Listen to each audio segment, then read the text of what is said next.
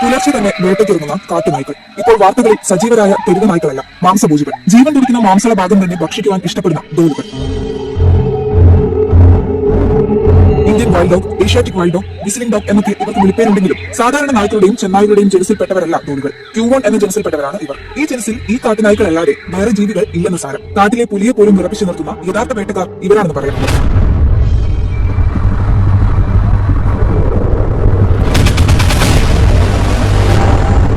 പുലിയോ കടുവയോ ഇരയെ കീഴ്പ്പെടുത്തി ഭക്ഷിക്കുവാൻ തുടങ്ങുമ്പോൾ തന്നെ അവയെ ഭീഷണിപ്പെടുത്തി ഓടിച്ച് ഇരയെ കൈക്കലാക്കുന്ന വിരുദ്ധന്മാർ. കേരളത്തിൽ ഉൾപ്പെടെ ഈ കാട്ടുനായ്ക്കളെ നമുക്ക് കാണാൻ സാധിക്കും. വയനാട്, പെരിയാർ, ആറാളം തുടങ്ങി കേരളത്തിന്റെ അങ്ങോളം ഇങ്ങോളമുള്ള കാടുകളിൽ ഈ വിരുദ്ധന്മാർ വിലസി നടക്കുന്നുണ്ട്.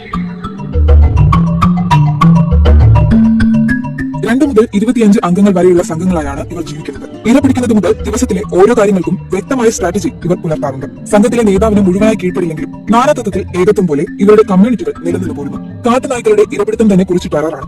ഇരയെ ഓടിച്ച് ക്ഷീണിപ്പിച്ച് ജീവൻ പോകുന്നതിന് മുമ്പ് തന്നെ കളിച്ചു തുടങ്ങും. ശക്തരായ ഓട്ടക്കാർ മാത്രമല്ല ഇവർ, ശാരീരിക ആരോഗ്യത്തിലും മുന്നിട്ട് നിൽക്കും ഡോലുകൾ. എലിയിൽ നിന്നും മാംസം വേർപെടുത്തി കഴിക്കാൻ എളുപ്പത്തിൽ കുഞ്ഞുങ്ങൾക്ക് ഇട്ടു നൽകും. കുഞ്ഞുങ്ങൾ വളർന്ന് ഇണചേരാൻ പ്രായമാകും വരെ സംഘത്തിന്റെ സംരക്ഷണതയിൽ തന്നെ കഴിയും. ഒരു ആൺതോലിന് ഇണചേരാൻ 1-2 പെൺതോലുകളായിരിക്കും ഉണ്ടാവുക. പെൺതോലുകൾക്ക് പ്രസവം അടുക്കുന്ന സമയം മുതൽ കുഞ്ഞുങ്ങളെ പ്രസവിക്കും വരെ സംഘത്തിലെ ഏതാനും ദോലുകൾ ഗുഹകൾക്ക് മുന്നിൽ എപ്പോഴും കാവലുണ്ടാകും. ഇവർക്ക് വേണ്ട ഭക്ഷണം എത്തിച്ചു കൊടുക്കലും ഈ സംഘാംഗങ്ങളുടെ തന്നെ ചുമതലയാണ്.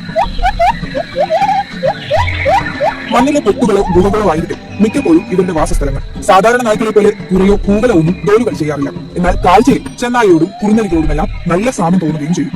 സംഘത്തിൽ ആശയവിനിമയം നടത്താൻ ഇവർ വിസിലടിക്കും പോലെ ശബ്ദമുണ്ടാക്കാറുണ്ട്. ഇതുകൊണ്ട് തന്നെയാണ് വിസിലിംഗ് ഡോഗ്സ് എന്ന് ഈ കാട്ടുനായ്ക്കൾക്ക് വിളിപ്പേരുള്ളത്. ഭക്ഷണ രീതിയിലുമുണ്ട് ഈ വ്യത്യാസം. ഡോലുകൾ ഇരുന്ന ഇരിപ്പിന് 4 കിലോ മാംസം വരെ അകത്താക്കും. തങ്ങളെക്കാൾ വലുപ്പവും കരുത്തുമുള്ള ജീവികളെ പോലും ഇവർ ഇരയാക്കാറുണ്ട്.